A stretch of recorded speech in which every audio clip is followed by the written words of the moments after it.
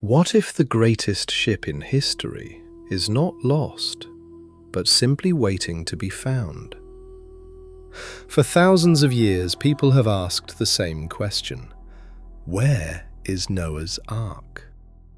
If the story is true, if the Ark was real, then it had to rest somewhere on Earth. A structure of enormous size cannot simply disappear without a trace. Or can it? According to the Bible, the Ark came to rest on the mountains of Ararat. But here is where the mystery begins. The phrase "mountains of Ararat" does not necessarily mean one specific mountain. It could describe an entire region, a large area, a mountainous kingdom, a territory known in ancient times as Urartu. Today, that region includes parts of eastern Turkey, Armenia, and Iran. So the search for the Ark has never been about one mountain alone. It has been about an entire landscape of possibilities. And many believe the Ark is still there, somewhere, waiting. Mount Ararat in Turkey is the most famous candidate. It rises over 5,000 meters high, permanently covered in snow and ice. For centuries, explorers have climbed its slopes, hoping to find something extraordinary. Stories began appearing hundreds of years ago. Local villagers spoke of a large wooden structure trapped in ice near the summit. Some claimed their ancestors had seen it. Others said pieces of dark wood sometimes emerged when glaciers melted. In the 1800s, several explorers reported seeing shapes in the ice that looked like a ship. One even claimed to have touched ancient wooden beams, but none returned with verifiable proof. Photographs were unclear, samples were never confirmed, and many stories relied on personal testimony alone. Still, the legend grew. Then came the 20th century. Modern expeditions began using aircraft and satellite imagery. Pilots flying over Mount Ararat reported seeing a dark, boat-shaped object beneath the ice. Some photographs showed long, linear forms that looked unnatural. Excitement spread. Could this be the Ark? But scientists warned that ice and rock can form strange shapes.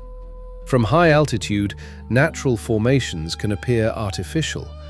Without excavation, nothing could be proven. And excavation near the summit is extremely difficult due to weather and political restrictions. So, the mystery remained unsolved. Then attention shifted to another location, a place called the Durupinar Formation. Discovered in 1959 by a Turkish army captain. Unlike Mount Ararat's summit, this site sits at a lower altitude. And what made it remarkable was its shape. From above, it looks strikingly like a large ship, long, oval, symmetrical, almost like a boat imprint in the earth. Measurements even seemed close to biblical descriptions of the Ark's size.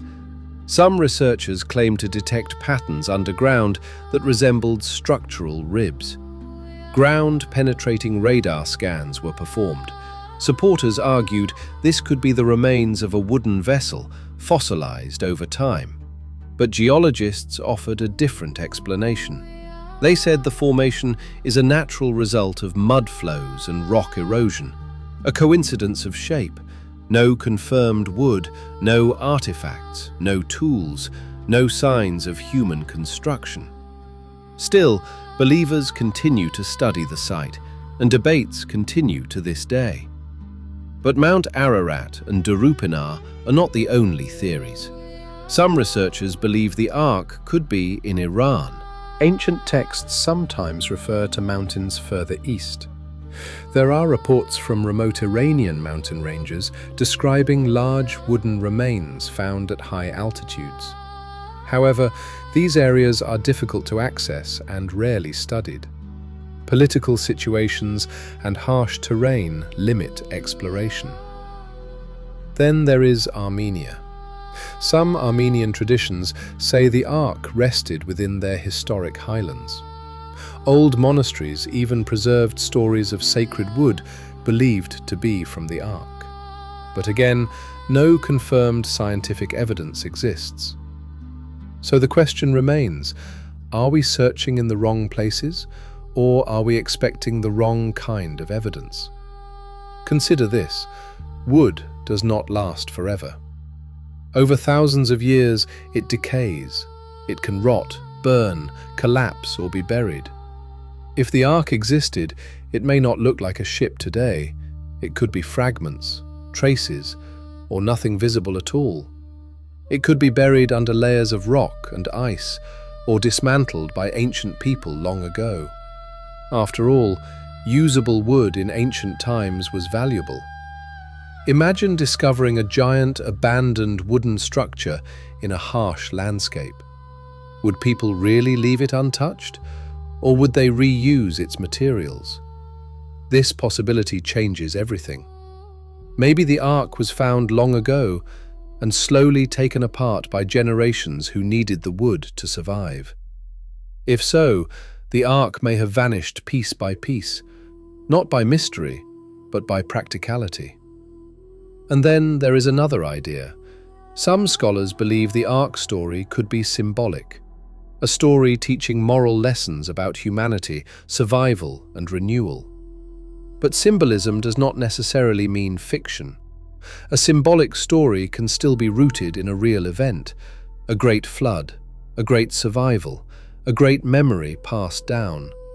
And over centuries, details could grow, stories evolve, legends expand, history blends with belief.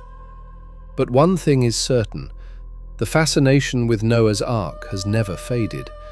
Every generation continues the search. New technology may one day scan beneath glaciers. Advanced imaging may reveal what is hidden underground. Perhaps one day, something undeniable will be found. Or perhaps the Ark's greatest power is not in being discovered, but in the mystery itself.